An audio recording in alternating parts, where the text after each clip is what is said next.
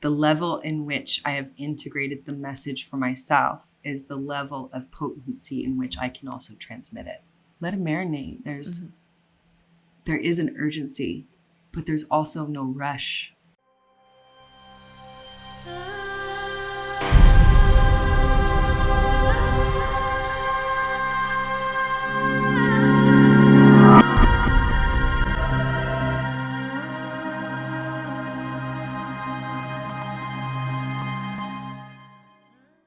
Hello, you beautiful bluebirds, and welcome back to another episode of Deja Blu. Usually we have today's guest in person. She's sitting with me on the golden hands, and we're having a chat. However, this time we've got a little bit more of a tropical flavor coming in. As you can see, Reverend Briana Lynn is joining us today, and she is coming in hot from Belize. You look really like you are on vacation. Thank you. And it's yeah, it's a comment, you know, you got like a bronze skin, you got your hair done, you're like got more skin showing because it's hot over there. Sipping on some nice cool drink. And the background sounds of Belize will be also accompanying us from an occasional moped or something that's passing on the road nearby. You found yourself a nice little spot, right? Yeah, really sweet. Overlooking the lagoon in Placencia, Belize, in the middle of the jungle, kind of next to a road, but I don't mind too much. So yeah, you hear jungle road, jungle sounds. It's pretty sweet. Incredible. Oh, it's so good. If you haven't been able to listen to any of the podcasts that I've done with Reverend Briana Lynn, she has been sprinkled all over the Deja Blu podcast, all the way going back right to the beginning of season 1 and then all the way throughout. I can't even off the top of my head name the numbers of the podcast that you've been on, but there has been quite a few. And everybody just loves hearing the riff of this woman's wisdom and what she has to lay down eloquently through being a scholar and a what would you call it? What's the word? Well, my mind is blanking. When someone, darn it, it's gone. Obsessed with trivial to deeply historic knowledge is kind of my rage. That's probably why the word's gone, because this is actually the better replacement for it. But basically, yes, you have been somebody that has devoted your life to study and to understand the workings of why things happen and to understand what's happened in the past, to understand where we're going now, while also being the founder of the Earth Temple of Shamanic Arts, which is leading people into reconnecting with nature and remembering that nature is thy teacher, as well as being deep in the shamanic space itself, but of course, and navigating those terrains and guiding others to connect with those spaces too. And now that we have her wisdom peeling all the way in from Belize post TEDx talk in Montana Big Sky. Yes, that's right. That happened. Whew. I'm like still coming off the mountain in some ways. It's been so profound to receive so much beauty and also be in one of the most difficult experiences of my life and feel them both as just life experiences and not neutralize them entirely. It's more of a feel that they're both sensational in their own way and to not get attached to either of them. Enjoy the one and cry about the other, but neither of them are my identity again. Like, it's just, I'm so grateful for life, for spirit, for Divine Mother, for holding me through one of my dreams coming true and also the unfolding of some of my deepest nightmares and shadows simultaneously, and seeing how both of them are not me. These are things that are happening that I can feel and participate in, to what extent I so choose. And there's almost an incredibly intoxicating empowerment and overwhelming apathy that simultaneously comes from knowing how much power we have to choose our emotional response to every experience. and how I am noticing the ways that I am presencing more and more than I have ever in my life, and the ways in which I still can get hijacked and an emotional reaction comes online more than a response or more than a presenced experience. And it's so, because of the extraordinary extremes, it's like a hypersensitivity for me right now. And that's why nature has been so necessary. Time away from stimulus and time away from the ins and outs and ups and downs of relationship in order to really come back to sacred union with my own rhythm. And it's taking way longer than I thought. It's taking, and every time I really sink in, Blue, it's like, oh, and I need another month. Oh, there's another month. Oh, there's another week. Oh, just like dropping in. So I would say post TEDx, I feel really calm and really clear that that is what I want to be doing. I'm a speaker, and as one of the key holders, I wouldn't say the key holder, but one of the many key holders right now on the divine mother wisdom, that the response to the patriarchal nightmare is the dream of the mother in the village. As one of the key holders of this message, to how to hone the message and how to take care of the messenger and to not get the two confused in terms of importance. So I'm enjoying sunrise and sunset. I get to watch the sunrise over the water and the sunset over the water, which is a super magical treat. Not many places in the world can you see that. And a lot of time with the trees. I was just coming back. I was late for this podcast to begin because I was coming back from one of my teacher's house, Miss Janice. And we spent the past, 48 hours pretty much like barefoot, barely clothed with the plants, running around like two little children.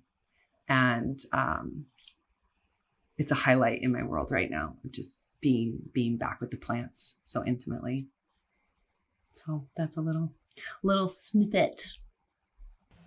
A little introduction to where you're at, and when she just potted off to Belize just for a little bit of R&R time, and then that R&R time turned into a 1-year lease of this space. Let's just post for a moment. Let's just post up.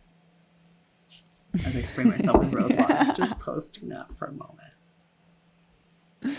I'm curious about specifically with what you're calling in as a speaker, as allowing your voice and your wisdom to be shared in a bigger way on more stages of what you're calling in, just after the TEDx talk being one of your dreams come true, and then that fueling the fire for wanting to continue to share, and then to be utilizing the platform of social media, sharing your voice. And I've noticed that you're using your Instagram stories more, as well as you are the center of a community living at the mother tree. And simultaneously, when you go through a cycle in your life where it becomes winter and it's time to go inwards, it's time to hibernate, it's time to really be in that sort of like taking care of oneself without pouring into the cups of others, specifically because your whole profession is based off of supporting others through some of the deepest transformations that they can go through. How do you set up healthy boundaries with others that are asking for your time, for your attention, to hang out, to get a cup of coffee? Currently, right now, obviously your response is, I'm in Belize, I can't. But like specifically with somebody that is desiring and is currently speaking on public platforms while also being highly discerning with your boundaries. I'm curious if you could share a little bit of your wisdom around that piece, because specifically now that we have social media, we're so much more easy to be contacted. And there's a lot of people that are going to want our time and our attention.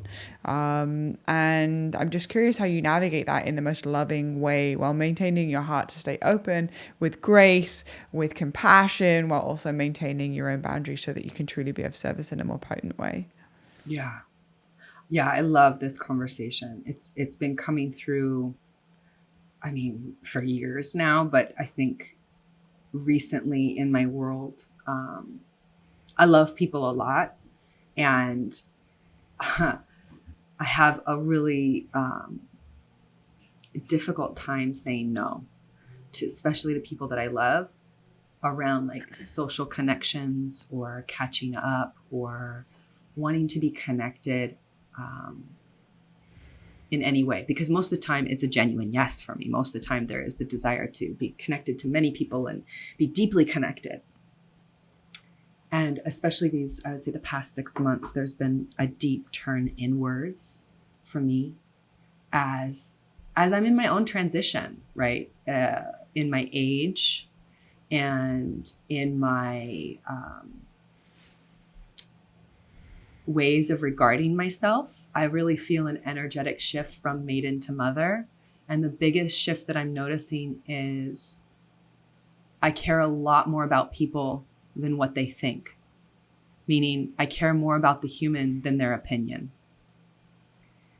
And part of that has become this practice of really feeling in the moment rather than saying, okay, I'm not hanging out with anyone socially. Rule, right? Like a patriarchal, authoritarian, externalized, conceptual rule. I'm not hanging out with anyone. I need to go in. I need to have alone time. Actually slowing down. And this is not a teacher to student experience. This is literally notes from a student in the field. And I know I say that a lot, but I get to continue to deconstruct any pedestals. Notes from a student in the field, really feeling in the moment what it feels like when I say yes and when I say no in my own internal guidance system. Literally taking a sacred pause and saying, okay, does this actually bring more energy or more expansiveness or more aliveness to my system? Or does it take energy, drain my system, require me to somehow hustle, somehow work myself up in order to say yes to this? And in that, keeping an open heart. What I've noticed in Western culture, American culture, consumerist culture, when we say yes or no, there's the desire for a reason. Why can't you do it? What's happening? Is it because it's a bad time or because it's this? And especially for those of us who are in female bodies, I want us to start to lean into keeping an open heart, keeping the feels open without needing to have a reason for our no. Just being able to present a no in a really tender way instead of needing to justify it. A lot of times I notice the close down of the heart and jump into the rational mind. Like, here's all the reasons why I can't, or and it's like translating this infinite experience of, I have an intuitive hit that this is a no for me, but I'm going to translate it and almost devalue it by putting rational thought on top of it to give it a reason why it's a no. Now, if there's a reason, that's fine. But what I'm really encouraging myself to do right now is to feel the body's response in the moment and allow decisions to be made from there without closing down to that person, staying reverent, staying connected, even though I'm choosing to not connect more. It's not a complete cut. It's not, I never want to connect with you. It's not, get away from me. It's not even an energetic, like, oh, why is this person? But really almost like delivering the no as wonderfully as I would deliver a yes. And for me as a people pleaser and my concern of like, if people are going to like me, or are they going to take my no as a rejection of who they are, or are they never going to ask me to do anything with them ever again? Like, that does get to come up. And that's why the open-hearted no, I think, is a real pathway for those of us who are recovering people pleasers, to stay connected, to stay. And like, this is such a beautiful thing. I love that you want to connect with me. I can't connect with you in this way right now. And I would love to connect with you when the time arises. Like, just, there's such a duality in our culture around yes and no, or like a full fuck yes. If it's not a full fuck yes, it's a fuck no. Sure, maybe sometimes. And there's so many more nuances. Like, instead of the fuck no, what if it was just like a holy no, or just like a soft no, or just like a not right now? Actually, it's just a not right now. It's the energy isn't aligned right now. I have such the tendency to be one way or the other, to be fully convicted, fully convinced, like all in brah kind of vibes. And I'm learning the mother energy that's coming into my system is much more around paradox and nuance than it is around black and white.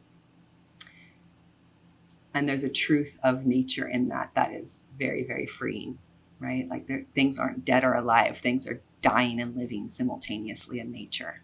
And to have that full spectrum in every moment, that's also what we are emotionally, mentally, spiritually, physically, sexually, financially, interdimensionally. We are both simultaneously living and dying in every moment. So the spectrum or the sphere of energetic aliveness is forever moving, forever changing. And where we're at on that sphere is mobile, is alive. It's not stagnant. It's not stationary. Mm-hmm. So with all of that being said, if, for example, in the moment, someone's like, you've got you right after you've had your first morning coffee and you're feeling real activated and ready to go and you've got all this wave of energy and it feels amazing and you get a message and it's like, all right, Brie, you want to hang out on da-da-da-da? You know what? Yeah, I do. And then you put it on the calendar and then that day comes around and you're tired, your day 2 of your bleed, you're feeling, how do you navigate the conversation between a commitment and honoring of their time and also their schedule, honoring your yes while simultaneously honoring what's alive in the moment? I love this question. This is a great scenario because I like scenarios rather than like, what do you do every time? Similar to what I did with you today. I let you know as soon as I knew that the situation was changing, I let you know, hey, the situation has energetically shifted. I don't know what the outcome is going to be, but here's the time frame that I'm working in, and here's by when I'll let you know by. Right? So today I caught a bus that was going to be about 45 minutes, and I had about 2 hours to get home before Blue and I had an appointment. The bus broke down about 20 minutes into the ride, and we were in the middle of fucking nowhere. So like hailing a taxi or hitchhiking wasn't a thing. We tried to hitchhike for about 15 minutes before I called my friend who was another hour away in Placencia if she had a friend who had a taxi close by to where we were. She said yes. She's in the taxi in 15 minutes. I was a half an hour late for this, but kept Blue updated along the way. I would say that was a logistics or a third dimensional time, space, cultural, relative, public transportation experience. But it's a similar opportunity with our emotional updates as well. If your emotional bus has broken down and you're not sure if a taxi is going to be able to pick you up, you just say, hey, my emotional bus has broken down and I'm not sure if a taxi is going to be able to pick me up. I can let you know in an hour if I can meet up with you for lunch for today, or I'm willing to reschedule it another time. I apologize for any inconvenience. Is this something that we can work with together? You know, and to almost like demoralize, right? Like it's not a moral thing to fulfill commitments. It doesn't make me a better person. It just makes me a person of my word, which is important. But my first commitment is to God. My first commitment is to the devotion of aliveness. My first commitment is to the Divine Mother who lives through what actually turns me on. So I'm going to give my people updates around how activated, alive, connected, true, flowing, calm, generative, juicy, that is for me as much as I would catching an actual physical bus to be on time for our meeting today. Does that make sense? Mm-hmm. So it's like, I'm not a good or bad person because I call something off. It's more about, is it useful to my sacred relationship with Blue for me to try to catch it on time and then 10 minutes before our time be like, oh my God, the bus broke down and I'm 20 minutes behind. It's like, no, like as much as I'm able, maybe I didn't have phone service that day. I just got phone service on my phone for Belize. So I'm just able to communicate with you outside of internet. Like all of it happened to fall into place. Life lives. And emotions motion, and to honor that while still staying devoted to the energy of aliveness. I think this goes to a deeper question of like, what are you actually devoted to? Because the yeses and nos come from a place of creating a life of pure devotion, which is every breath is tantra. Every moment is my opportunity to talk to God, Goddess I am. Every moment is an opportunity to feel more, expand more, hear more, say more, love more, be more. in the aliveness. Every moment is that. And when I make a commitment, it's because it is creating a space in my world. It's creating a space for one or more or multiple people to have an expansion into aliveness. When I get on a podcast with you, Blue, it is an enlivening experience for me. The moment that we're in right now, I love it. When we post it, I love it. The comments that come afterwards, I love it. The momentum, the relationship, our best friendship that has been juiced up because of this, I love it. So this is an easy yes for me, right? This is an easy yes for me. Throwing in being in Belize, and then I'm in a healing process, and then I want to be more at the plants, and then I take public transportation, these things. Make it a different scenario to say yes to, but the energy of aliveness is so juiced, and what I receive and what I feel like I can give is at such a high caliber that even though there are other layers of complexity, the yes is still alive. And my commitment to you is to be here in that aliveness with you for as long as that's true. That we can energetically with the aliveness and logistically, internet, sound, all this can make this happen. I'm here. The moment that shifts, you and I have a spoken agreement in our relationship. Actually, a lot of times this is unspoken, but a spoken agreement in our relationship that if and when something arises, if we feel that it's not on our own to digest, and we might get a reflection or two from someone else, if it's not on our own to digest, that we bring it to each other pretty quickly, right? So there's no backlog between you and I. So in that moment of, hey, friend, I'm going to energetically shift. I'm not going to go to lunch with you because I'm on day 2 of my bleed, also depends on the quality of the sacred relationship that you already have established with that individual. Of like, we respect each other. Blue knows I don't call something off unless it's like hell or high water, and same for you. We respect each other's time. We have that momentum of deeply regarding each other's time. So if I do send you a text message, I'm like, bus broke down, this is what's happening, you know you can count on me to show up, or we reschedule and it's going to be on like fucking Donkey Kong, because that's where we're at. So that conversation of what do you do in the moment, I would say looking at those sacred connections in our lives, like how are we building our sacred relationships so that they can be in the full energetic and logistic alignment of aliveness rather than obligation. And aliveness is where devotion comes in, rather than obligation, which is control and that authoritarian, like, but you have to be on time, or you're always getting on my case. Like, instead of that, it's like, an excitement, a desire for devotion through a mutual respect of you growing into oneness and me growing into oneness, and our sacred relationship assisting our deepening into the orgasm of life. Yeah, that's the kind of friendship I want. So if you have a friendship that you have a call scheduled for 10:15 and 10:15 comes and that person isn't showing up, and then at 10:20 that person said, I'm so sorry, I forgot to let you know, but I'm running behind today, I'll be on in 10 minutes. And that starts to, you become sort of like the default. Because specifically living in LA, I remember coming to LA and it was like, oh yeah, welcome to LA time. And coming from like a very rigorous British upbringing with military time, you better know that if you are a minute late, then you're getting your ass whooped, and so is the whole platoon. Like, it's not just you that has to go through the punishment. So it was like a real calibration of it. Felt like a bit of a disrespect on LA time, because it's sort of like there's just like a general given that people are just going to be late. Like, you have a birthday party and you set at 6 o'clock, people are going to start rolling in at 7:30, 8, because that's just LA time. And if you started, developing a relationship with someone that you want to hang out with them and you love them and you want to connect with them, but they seem to be on quote unquote LA time, how would you address that situation with an open heart?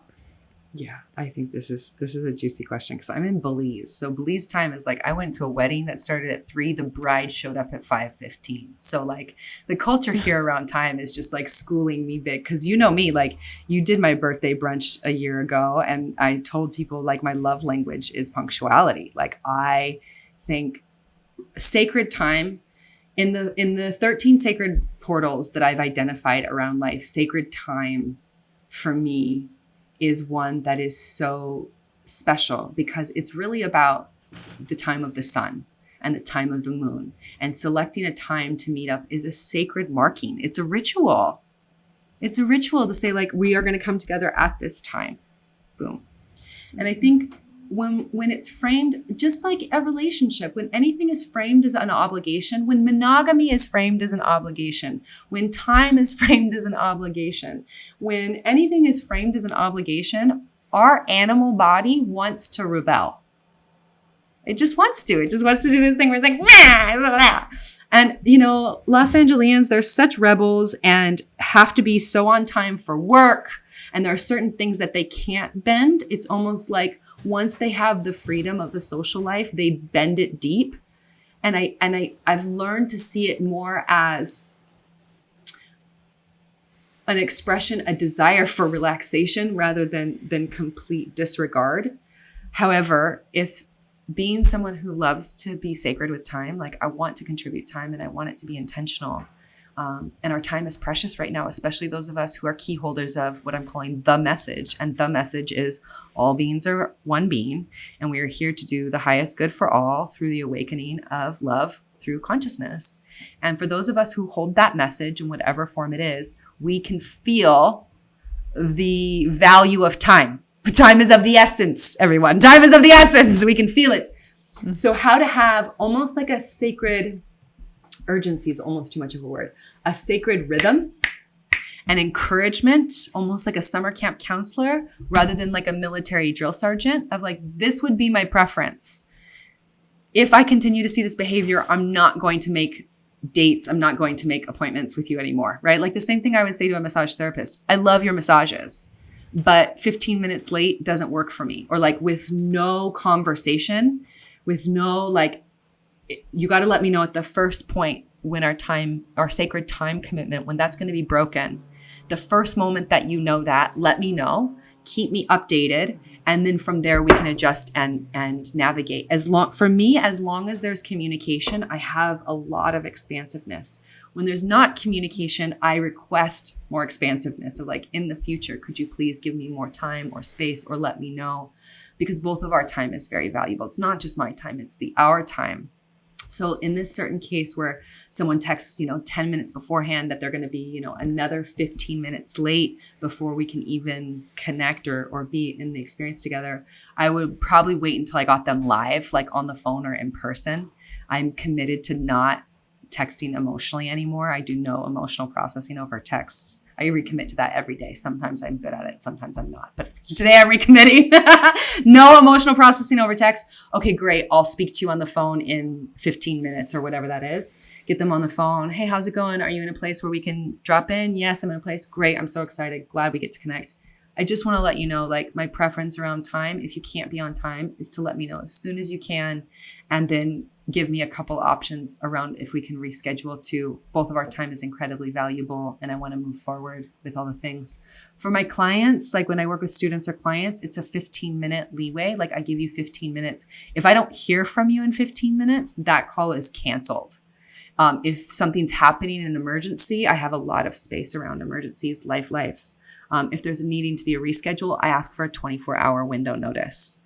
So those are a couple of my different contexts around how to have an open heart. Life's for me too. Like Blue got to see it today. And it's not about being perfect. It's about, as much as we can, staying open-hearted in our communication and keeping the people that we want to participate in with life updated on what that actually is. Mm-hmm. It feels like the communication is a form of respect of the other person's schedule, because life happens inevitably. Mm-hmm. And car breaks down, or like, the bus or whatever it is. Simultaneously, the level of awareness around communicating it with the other individual that's involved, that has also got things scheduled for afterwards. And if that goes over, then that knocks everything else, and the time that they gave themselves to have a sandwich now has disappeared because that person didn't communicate, and now it's run over. So it can create frustration, it can create irritation, and simultaneously it also is an amazing opportunity to up-level exponentially everybody all around, and for a beautiful synergy to go, you know what, I can lean into her word when she says that she'll be here at this time, or when they say that they'll be there at this time. Like, I can lean into that, and then if anything changes, they'll communicate with me clearly, and then we can shift and navigate it. So it's creating the flexibility through the communication as opposed to the rigidity through the assumption that it feels like. And then how do you find, for example, on social media, when there is, thanks, babe. I got like the full Believes Bass experience then for a second. Oh my God, it was so loud. Sorry, guys. Full horn. I quite like the concept of somebody, listening to this when they're driving in the car, or they're sitting at home and they're getting like a feel for what it feels like energetically in Belize right now for you. For example, right, so you're on social media. Like, this is something that I sometimes have a challenge with. And currently I'm taking a break from social media, which is like, oh my God, I have so much time to read books and paint and create and all of the things that I would have filled the space with just like responding to as many people as possible. Now I actually can like really create, which feels really nourishing. However, on a daily basis, from my experience, I would say there's at least, 50 to 70 tip messages that come in a day that are 50% of them will just be like supportive, beautiful, here, get it, baby, like really like, people cheering. And then the other 50% is people that want something. I get like, Blue, help me. This is happening to me. I need you hey, I had a dream about you last night. Can we jump on a call? We need to discuss this. I don't know, just a whole variety of different requests. And, even just then you just took a deep breath. That's how I feel a little bit of like navigating my everyday reality and the demands of just being human on top of just in general. And then on top of that, these desires and these requests. And I've had it actually to a point where, a sister really wanted to hang out. And I pretty much was like, we'll make it happen. But over a prolonged period of time, it just didn't happen. And then she got very upset, like really, this happened, very, very upset, blocked me on social media, like the whole 9 yards. And so I'm learning to navigate these waters where it's wanting for everybody to feel seen and acknowledged, and simultaneously there's only 12 hours in the day and there's only so much that one can give, while also navigating it with an open heart. Without creating as much damage as possible, ultimately. So I guess I'm just like putting that example into your field so that you can freestyle riff with your wisdom on what you think about that specific topic being so accessible through social media. I love this. I think it'd be juicy if more influencers spoke to this. Like, we can't answer all of your DMs. That's just where it's at. It's just not physically possible. I think creating highlights where we see repeat questions can be really useful, which is something you and I have both done, where it's like, hey, refer to my book recommendations on spiritual awakening highlight, like those kinds of things, and resource pages and places where when we start to see those repeat frequently asked questions, like to actually have resources to give to people based on the themes that you and I are speaking to, that you and I are bringing forward. I think as message carriers, as messengers, that's very important, just to be like responsible responders, and to also hold the frame of like, I give myself full break that there's no way I can respond to all the DMs. There's no way I can respond to every email. I wish I could. We'll do the best that we can. And you more than I are in that space of like that transition from being able to be the first touch point to having several, if not, multiple gates before they actually get to you. And there's something that's necessary about that, because as message carriers who've dedicated our life to eliminating distraction, to releasing illusion, to no longer participating in any amount of unconscious or conscious lying or manipulation, and to be message carriers that all beings are one being. We're here for the highest good of all. And the patriarchal nightmare is overcome with the divine mother's dream of the village and putting the children and the women in safe places, and creating safe spaces for human beings, once again, outside of authoritarian rule. When we're people who carry that kind of message and are doing something about it, there's going to be a lot of attraction to that. And many people are carrying this message. And those of us who are doing that life, that is the center, it's going to be very attractive. So we understand, and we're understanding that part of our responsibility is to be able to respond well. And there's not a lot of mentors in this space. There's not a lot of like, this is how you do this well. I see a lot of like, there comes a point where a lot of it becomes automated, where people get automatic Instagram responses, or like, text this text message to get a daily text message from me. Like, that's not a human, that's a robot. And there's nothing wrong with that. There's almost like this illusion of intimacy on social media anyway. Like, we don't know you. You know us because we're sharing very vulnerably online, but we actually don't know you.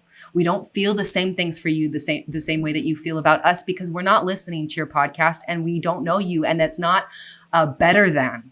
That's just my role in your life is different than your role in my life. And as consumers of social media, as fans, it's time for you to become leaders and to realize that you're not here to consume our messages. You're here to become the messenger too.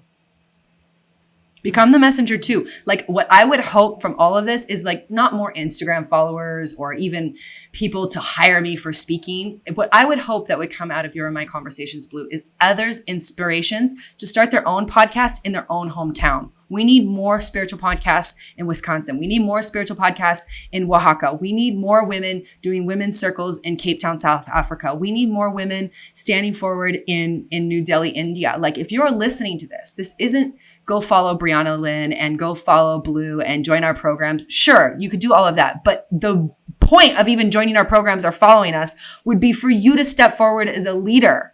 I think so often people want to find a savior. I'm not your savior. Blue's not your savior. We don't have the answer. We have died many times in therapy, in plant medicine, in hiking up mountains, in physically training, in spiritually training, in sitting for 10 days in silence, for sitting for days on end in darkness and in silence, sitting days on end by ourselves in the jungle with deep ancestral plant medicines. Like, we've lived and died many times, not to lead you, but to lead with you. Go do your work and then come to my DMs. Like, I want peers. I want people who want to build. Like, tell me about the project that you're doing and how we can link. Like, I'm ready to not need to be pedestaled by anyone else. I don't have your answer. I can give you resources. Check out my highlights. theearthtemple.com/resources will be all the resources that I'm giving to people. Like, put more resources out online and call people forward more to stand forward as the leader of their own damn experience. You are the shaman of your own experience. You are the guru of your own life. You are the Jesus you've been waiting for. You are the divine mother. You are the divine father. You are Mother Nature incarnate. And Blue and I do not have the answer for you. We might be able to support you, but you're more likely to be able to find the support by checking out our YouTube channels, subscribing there. Check out Blue's Patreon, subscribe there, entering our DMs and demanding, this is the other piece that I want to say, demanding that we give you an answer is not appropriate. And eye to eye, heart to heart, like as my equal, I don't put up with that shit in my friendships, and I won't put up with that shit in my DMs. Like, you are not below me. You are not above me. You cannot demand something of me, and do not make yourself less than me to think that I'm going to have the answer for you. We're going to stand eye to eye, royals, queen sisters, siblings, Anamkara, right here. And that's where I hold people in my DMs too, is like, if they start to like pedestal me or start to degrade me in anything, I'm not here to be better than you. I'm not here to be less than you either. And I'm going to say something about both of them and use the power of block or the power of invite you into like another experience so we can dive deeper into this. But I really want to continue to be an advocate for influencers to take themselves off the pedestal. We actually don't have the answer. We don't have the experience that's going to change your life. We may have something that's going to help you the next step of the way, but the only person who's going to change your life is you. The only thing that's really going to change your reality is how you show up every day in your ritual and in reverence to the Divine Mother and to God. That's how it's going to change your life. No plant medicine, no influencer, no podcast, no religion, no change of government, no correct diet. None of that is going to be the thing. It's the combination of the truth that lives in your heart, manifesting into your daily actions, that's going to change your life. And if Blue and I support you in that, fantastic. But we are but stepping stones in your life's path. Do not pedestal us and do not degrade us because of our attempts to learn how to be good holders of a message. We are not the messenger. We don't have the message. We are part of a team of many of us, including you if you're listening, who are messengers of the great message. So DM us if you want to be in partnership. We are not interested in followers. We are not interested in people who need us to be mommy. We are not interested in people who need us to be the scapegoat for your blaming experience of how pissed off you are at people who we remind you of. So do not put us on a pedestal and do not bury us, because we will say something about it very open-heartedly, very lovingly. It's a very new game to be in equality. It's the gift of my tenderness key. And true equality is very scary for people. We've talked about this before. We're so used to giving ourselves a point or taking a point away from people, but to actually be like, wow, these are my equals, these are my peers, is the most intimidating thing. Mm-hmm. This is why I call on the podcast the bluebirds, because it's not about like I love that so much. Birds, yes. But it's the beauty, love, and unity birds. Like they're their own birds that go out and spread their own way of beauty, love, and unity out into the world. And so it's like the message is, hey, you got the key. Like if you're here listening to this podcast, if you've got to this point in the podcast, then there is something in you that recognizes the frequency of everything that's being expressed through these transmissions, yes, which lives within you, which wants to so desperately be shared with everyone that you come into contact with that may never ever connect with these podcasts or any of these teachings. And there is a level of responsibility in that. And it does, you know, the way that you describe it, it does give context for me to understand why I feel uncomfortable when someone says, help me, I need you, because it really just makes me feel a little bit like uncomfortable on the inside, because that to me says that somebody's created a mental construct that I've got something figured out that they don't, and that I have some tools that can save them, which for me I think is based off of the prophet. Like it's like there's like the guru or the one that sits on the podium and has all of the answers, and then all of those sit a little bit lower than everybody else. For me it feels like I want to sit in a circle. I don't want to sit on a stage. Like it's just an energetic difference. Now, not like dissing at all like performers and, you know, speakers that do actually stand on a stage and that's the way that they deliver a message, but it feels like then when that speaker gets off, there's another speaker that comes on. Like instead of, placing one person that has all of the answers, and simultaneously, I do think that, these podcasts, these teachings, these courses can illuminate certain aspects for people to bring it to the forefront of their prayer. But the consistency, like you said, of how we are actually weaving our mundane moments is the very thing that anchors it from knowledge to wisdom. And that gap that sits right here is the integration process that can only be found on the actions that you personally take.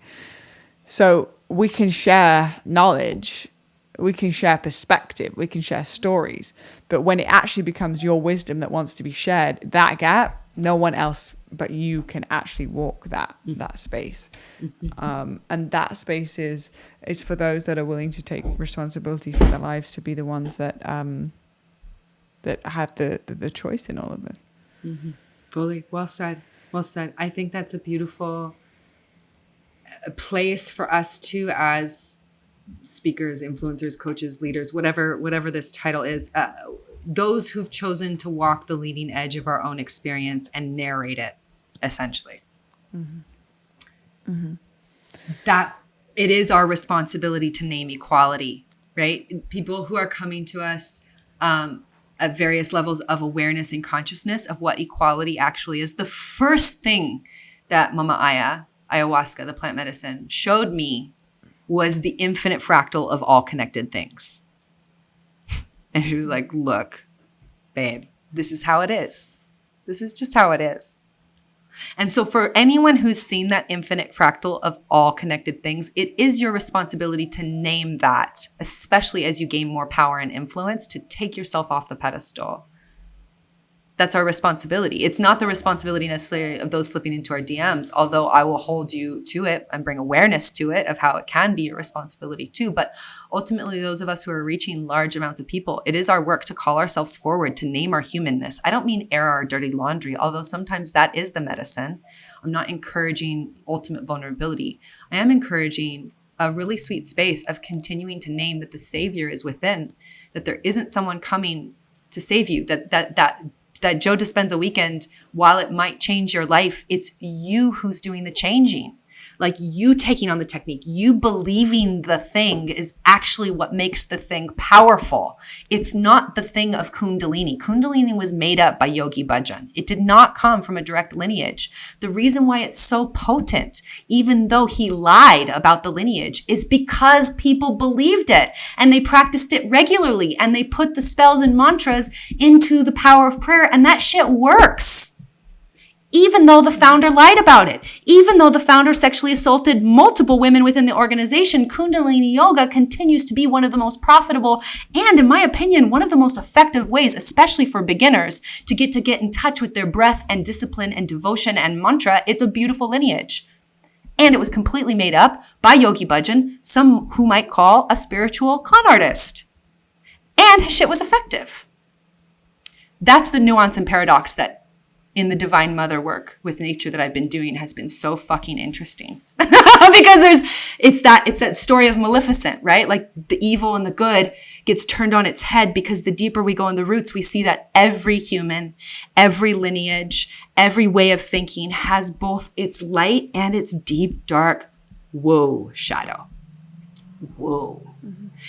Also with us as influencers, leaders, teachers, coaches, whatever, we have our extreme light, of which gets taken in a picture, which is literally what a picture is capturing light and then putting it in words on a light screen phone. So this is a lot of showing of the light intentionally. It's what attracts our eyeballs and attention.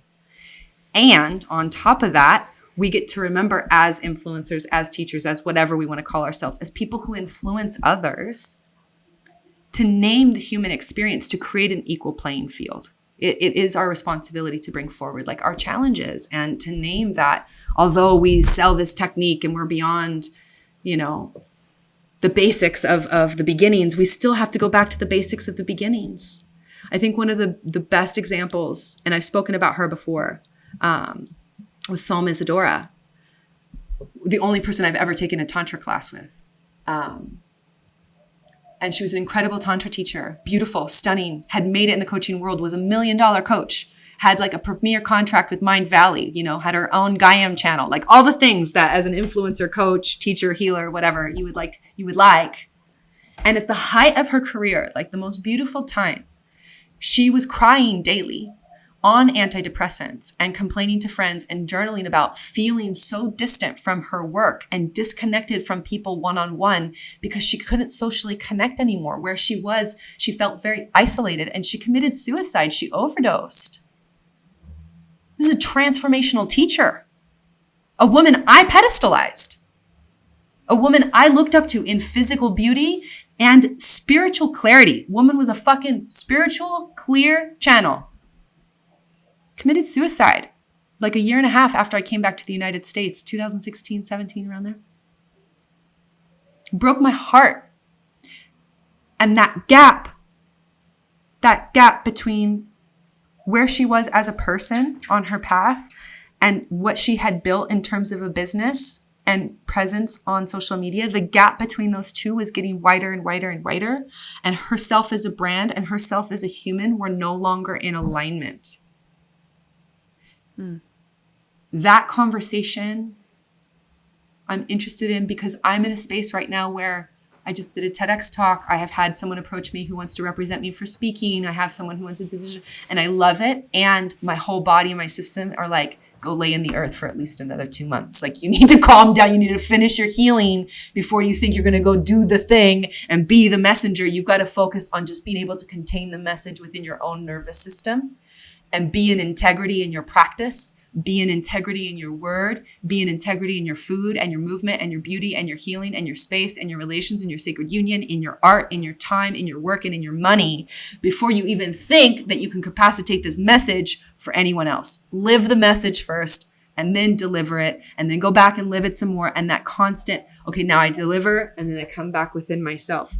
That piece is something that I'm in the study of right now, not perfected, but in the study of around what it means to be a holder of the message, very public and also very deep in our own spiritual journey. Like, this life is about God for me. This life is about spirit, not about how many people I have on social media, not about how much money I make per month, not about the amazing centers and healing work that I do. That's not what this life is about for me. This life is about connecting with the oneness, and those things that result from that connection might look like these external things, but these external things cannot drive my life.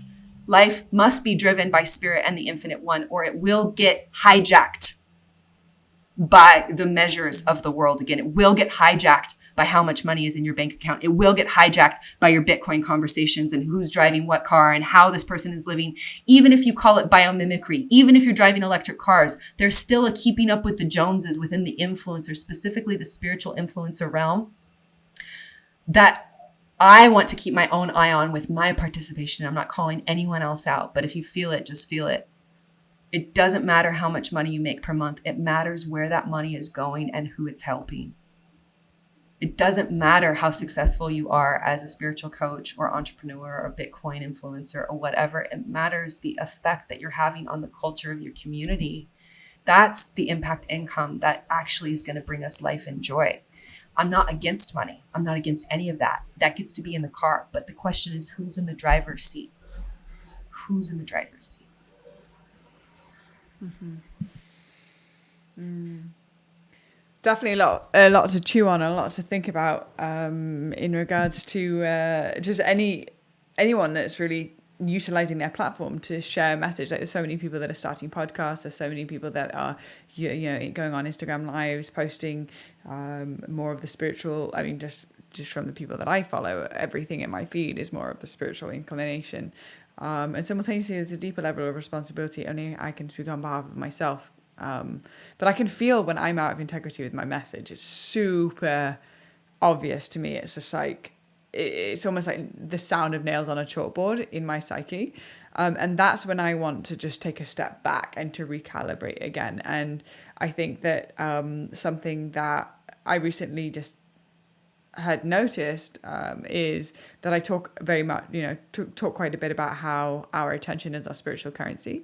And simultaneously, I was noticing that my screen report was up to like 7 hours a day on my phone. And I was like, this is horrific. The fact that if I was to spend 7 hours a day playing the guitar or learning new songs or, working on Reiki or, working on any gift that could be utilized in service for the whole, and I'm actually utilizing it to kind of just distract myself and spreading my spiritual currency very thin, it was like, okay, you have an opportunity to come back into integrity with your message. Time to take a break from social media and to fill those gaps and those spaces with an opportunity for you to learn a little bit deeper about yourself or learn a deeper skill that you can offer in service to the whole, while also recognizing that the cell phone and social media as a portal to those that you'll never be able to connect with, in the sense of, I can jump on a live and have 250 people in the space and have a chat. How much effort it would take to put 250 people in one room to gather an event together and to coordinate the parking and make sure there's snacks and get everyone in the venue and make sure the sound system's set up. Like, I can just literally pop in my windowsill, get some good lighting and just go live, and all of a sudden I'm broadcasting a message. So there's that balance, there's that sweet balance between the integrity of the message, which ultimately leads to the potency of how it lands, because the frequency behind the word is charged with the integration of the message or not. Yes. That what you just said right there is the key to everything. Like the level in which I have integrated the message for myself is the level of potency in which I can also transmit it. Dejarlo reposar was what one of my first medicine teachers told me. Like, let it marinate. Let it marinate.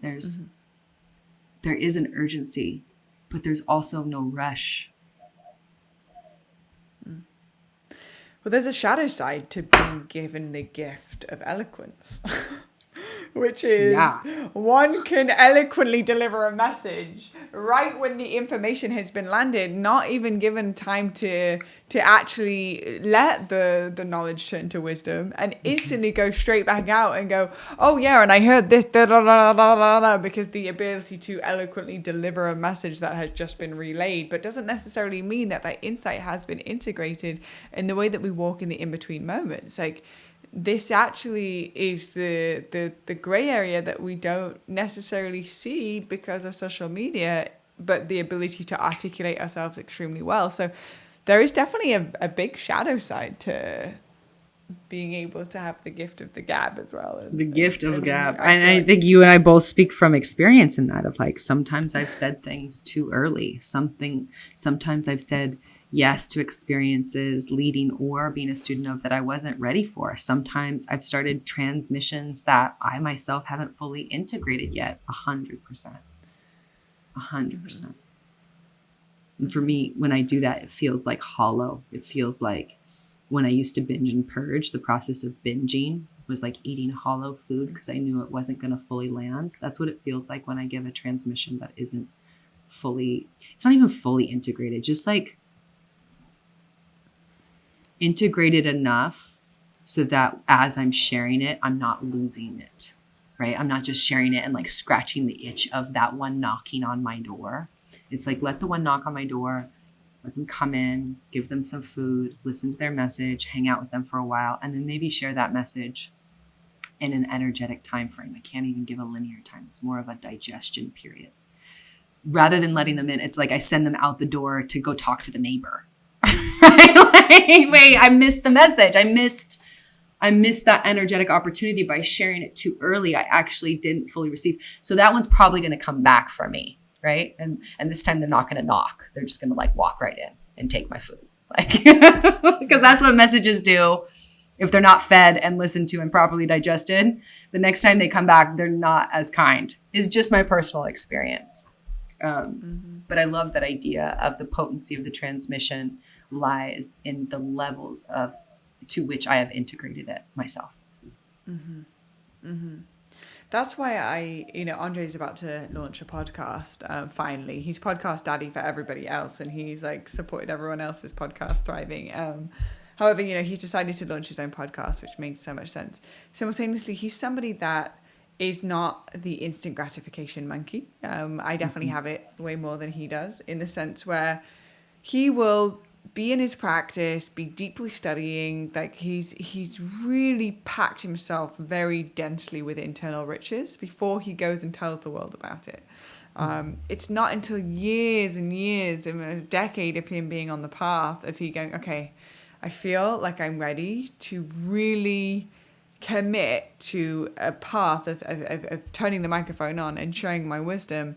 But it's coming from a very integrated place. It's a very, very, very authentic expression. And that's why I believe that his teachings and his messages will land in the ears that are those that are ready to hear it, and to support with the shift of the small moments because of the way that it's been integrated into his life. And for me, I remember Alex Gray told me once when we were at Burning Man, he said, before you agree to having someone as a spiritual teacher, watch their lives for a while if you can. If maybe you won't be able to watch certain people that are pretty far out there, but in the sense, if there's somebody in your community that you feel like you want to work with as a coach, or you would like to integrate their teachings in a deeper way in your life, before you say yes to them because they can eloquently deliver a message, watch them.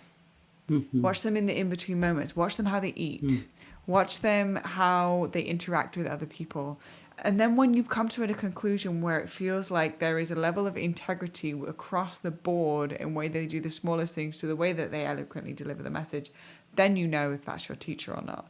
And I thought that was just such beautiful advice, because I've in the past, had big spiritual leaders on the podcast and received so much benefit from their teachings, and then when I've actually met them in person,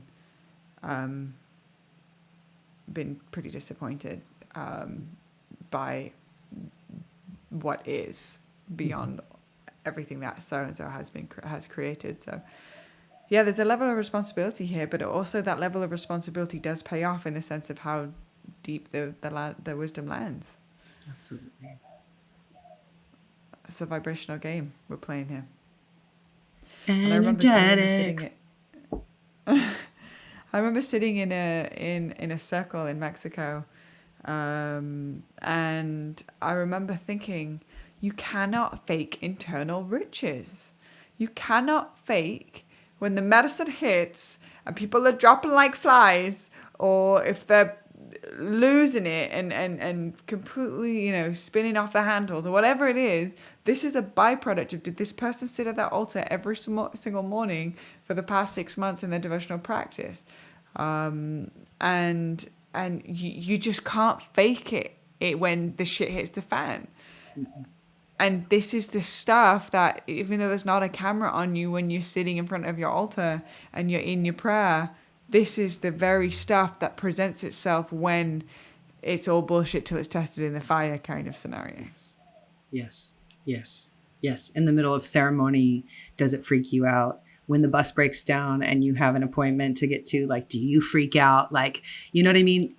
What I've learned about rising ritual and daily devotion and where I'm at right now is it's about being able to calibrate our own nervous system. It's about nervous system sovereignty, that actually nothing takes me over. And if I do get taken over, I learn how to recenter myself. I know how to apologize. I know how to go. And that journey isn't about the rising ritual or a daily devotion or morning meditation or a ceremony isn't about the ceremony itself. Rising ritual isn't actually about rising ritual. Rising ritual is what gives me the tools so that when I'm out in the world, I'm not freaking out. I'm not affected by everything coming my way. I know how to center. I know where my breath is. I know where my body is. I can be here no matter what comes, because it's going to come. Especially the deeper we get on this spiritual path, especially the more that we're going to be challenging the system that wants to tell us that we're supposed to be at war with each other. Ultimately, your spiritual path will have you confront the system that is about war with each other. That's just where it's at. And as we're addressing that war with each other and addressing the war within and addressing the war with each other, there's going to be a lot of trigger. There's going to be a lot that comes up, a lot that is challenged within our system. The rising ritual is to support our nervous system to stay centered and calm no matter what is thrown our way, no matter what ninja stars, no matter what names, no matter what assumptions, no matter who is coming at us, whether it's extreme praise and trying to put us on a pedestal or degrading us and trying to bury us, that they both go down the same chute. That's actually not about me. That's about your projection of who you think I am. I'm just here with a message. Do you have the same message? Yes, great. We link arms, we go forward. It's not, oh my God, you're the messenger and I'm going to pray at your feet and follow you forever. It's like, we have the same message. Let's link arms and move forward. When someone decides to do a program with me, I emphasize that the energy is you're linking arms with me and we're moving forward. Yes, you'll receive teachings and transmissions from me, but my intention is to get you on the journey together, not that you become a consumer of my information forever. Mm-hmm. The intention to be a consumer of information forever might also buy a program from me. The behavior might be the same, but the intention space of us who are holding the sacred spaces, who are creating the sacred spaces, to really have it be about partnership. Sacred relationship is about, I become a partner with everyone that I'm interacting with. How do we partner in this moment? What's the partnership? What's the third party partnership that wants to be here? And that is the place that I'm finding that we keep returning to again and again and again, is that a piece around equality and that piece around that the teacher-student relationship is more of that. How do I cultivate the energetic? I love what you said, the riches within, in order to share with others that they can also cultivate those inner riches. Not, I can't give you my inner riches and then you have them. But I can show ways. I can show in the ways in which I've overcome my own withholding of myself to my own inner riches, or the trauma that has kept me from being able to feel them or cultivate them. Those are pieces that we can share. These pieces that Andre is going to share are pieces of his deep cultivation, but he can't give them to someone, right? Like that someone isn't going to get inner riches just by being around him. You actually have to do your own work in order to cultivate a similar frequency. So I'm excited. I'm excited to hear his podcast. He's going to be great.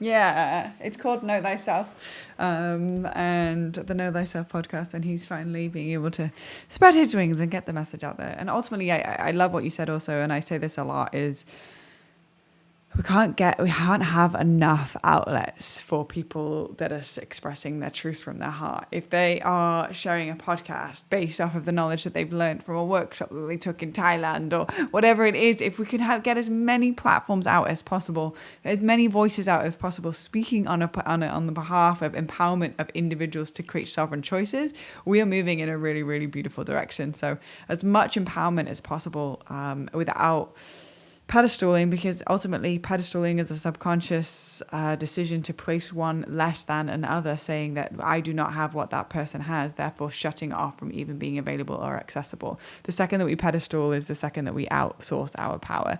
So if where in your life, if you're listening to this episode, where in your life have you pedestaled someone, whether it's some spiritual teacher that you've learned about, or if it's somebody on social media that you're super inspired by the content that they create, where have you pedestaled and then subconsciously place yourself less than?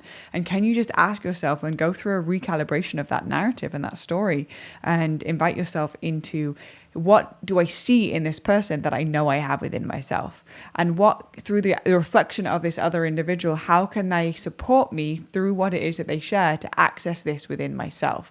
Now we have, as opposed to leaders creating more followers, which is the age-old pyramid scheme model, we're now moving into the circle of leaders creating leaders. And this is what I really, really believe that the planet needs. And the second a leader goes into another group of individuals, that invitation is then rippled onto the next wave, into the next wave, into the next wave. And this is how it spreads. So yeah, this is just a beautiful, chew on it. If you're listening to this podcast and you're really resonating with this, and this is an opportunity for you to chew and sit with it and marinate with it, of how this is showing up in your everyday life. So easy to do on social media, huh? You got to show up, and we're learning how to, take the masks off. Mm-hmm. Take the masks off with each other. Mm-hmm. Mm-hmm. So I've got one final question for you. Great. I think I might have asked you this before, but I've been asking everyone on the podcast at the end of the podcast. And I really love the answers, and at some point I'll create a compilation of all of the answers and put them together. I love that. If your microphone is linked to all of the news media outlets all around the world, and you have 30 seconds to deliver a message to humanity, what would you say? Oh, I love this question. You have asked me before. I think you gave me 1 minute last time, so we're cutting it down in half. You got 30 seconds. We got in the juice. Mm-hmm. Okay, 30 seconds for message to humanity that our dreams and our aliveness is the most important thing that we have. Our attention, our aliveness is the currency that we're all looking for. That the ability to create resource, whether it's money or connections or networking or whatever it is that we need, is incredibly dependent on our inner radiance. And cultivating a relationship with ourself, God, Goddess, I am, the divine one, is the most important piece for our human life in this lifetime, in every lifetime, every single time. Y punto. Ooh! Well, I'm now just going to press the big red button that says send this out to every media outlet all the way across the world. Now broadcasting live. Doom. Reverend Briana Lynn, if people want to find you and follow you and sign up for your programs, whatever it is that you have offering, how do they find you through the interwaves? Social media at Rev, R-E-V, Briana, B-R-I-A-N-A, Lynn, L-Y-N-N. 1 N and 2 N's. Rev Briana Lynn on Instagram, Facebook. Rev Briana Lynn at theearthtemple.com. Theearthtemple.com is our main platform for myself and the other facilitators that are part of that amazing little organization we got going. And yeah, I love the DMs of you empowering yourself to, you can ask a question, just come eye to eye, heart to heart, toe to toe. Not make me better, not bury me down. I'm your sibling. Let's go. Amazing. Amazing. Beautiful. Thank you so much for coming on Deja Blu Podcast and sharing your wisdom codes from Millie's. And I'm excited to get back with you in person, give a big squeeze, and be able to marinate in the Reverend Briana Lynn magic in the physical, eye to eye, forehead to forehead, toe to toe. I love you, baby. Have a beautiful rest of your day. Thank you so much. I love you so much, Blue. And to all the Bluebirds, I love you guys too. Thanks for always loving me up so good. It feels always good to be here and to be received and to help activate the pieces that we're here to activate so we can be on this journey together in the circle. Mm-hmm. That's equal. So good. It's good. To all of you beautiful humans, thank you so much for tuning into another episode of Deja Blu Podcast. So grateful for you to be here. If you resonated with today's episode, then please feel free to share it on your social media, to place it on your stories. Give us a tag, myself and Reverend Briana Lynn on Instagram, and you can share the message with a wider audience. If you also really love the podcast and you would like to support the podcast and put your energetic piece into keeping the podcast thriving, you can also join the Backstage All Access Pass to the Patreon, where there are videos and guided meditations and demonstrations how to learn songs, and a small community over there, much smaller community. I think there's like 25 of us right now, which is really yummy. But every single penny goes back into investing into each podcast. So that supports everybody to get this free content out into the world. So if you're interested in joining the Patreon, it would be such an honor to see you over there. The link is in the description. If you're watching this on YouTube, then it is in the description below the YouTube video, and it will also be in the description on the audio on the description of the episode. So thank you. Also, one more thing, another prompt. If you love the podcast and you want to tell everybody about it, then please go over to Apple Podcast and write a review. Those reviews are so greatly appreciated. I love going over there and reading them. They fill up my heart and soul and fuel me to keep creating content. So in the meantime, thank you so much. We cannot wait to see you next week. And again, thank you, Reverend Briana Lynn, for being on today's episode. So grateful. My pleasure. Alrighty. Blessings. Until next time.